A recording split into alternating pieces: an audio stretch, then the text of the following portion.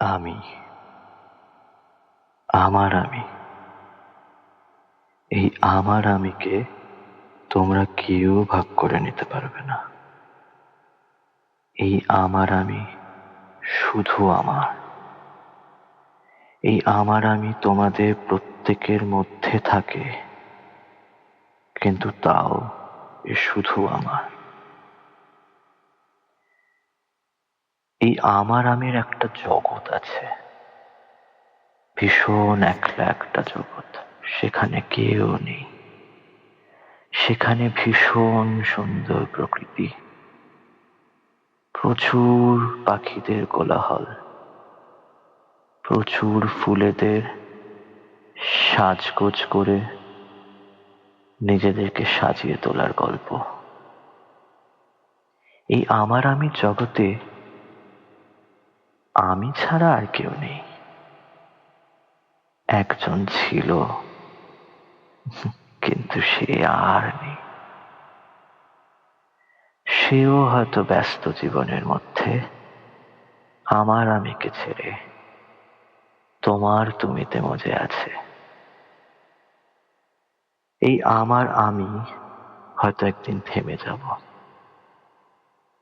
এই আমার আমি হয়তো একদিন ছাই হয়ে যাবে। কেউ এই আমার আমির গলার স্বর আর শুনতে পাবে না।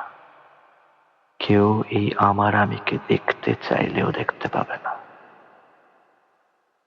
তখন, আচ্ছা তখন কি আমার আমি থাকবে, নাকি সেও মুছে যাবে? না হয় শরীর ছাড়বো, তা বলে কি তোমরা সবাই আমায় ভুলে যাবে? এই আমার আমি প্রত্যেকের মধ্যে থাকে, কিন্তু আমরা প্রত্যেকে নিজেরা অন্যদের কথা ভাবতে মরিয়া হয়ে উঠি। কারণ কারণ হচ্ছে আমরা আমার আমিকে ছেড়ে তাদের তুমির পেছনে দৌড়াই।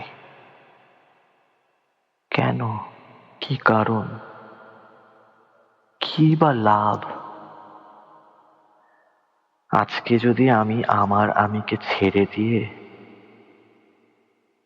তোমার তুমির পেছনে দৌড়াতাম, তাহলে না হয় তোমরা আমাকে তোমাদের মতন পেতে। তোমরা পেয়েওছ। আমি কাউকে অসুখী রাখিনি। প্রত্যেকের প্রতি কর্তব্য আমার সমান, অটুট। কিন্তু আমার নিজের প্রতি কর্তব্য, সেটা কোথায় হারিয়ে গেল? আমি মাঝে মাঝে নিজেকে এখনো আয়নার সামনে দাঁড়িয়ে সে পুরনো আমার আমিকে খুঁজে বেড়াই। এই নতুন নাটকীয় আমার আমির পেছনে সে কোথায় লুকিয়ে রয়েছে।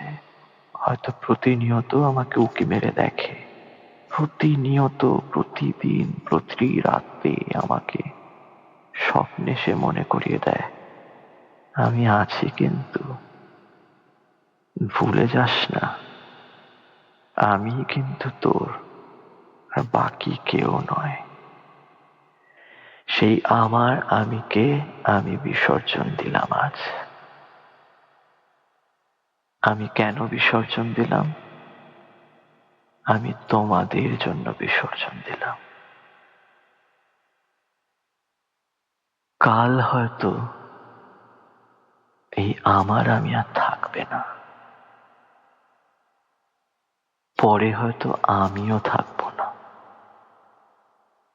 কিন্তু তবু তোমরা মনে রেখো, তোমাদের প্রত্যেকের ভেতরে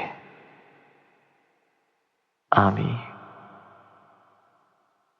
চুপটি করে লুকিয়ে বসে থাকবো।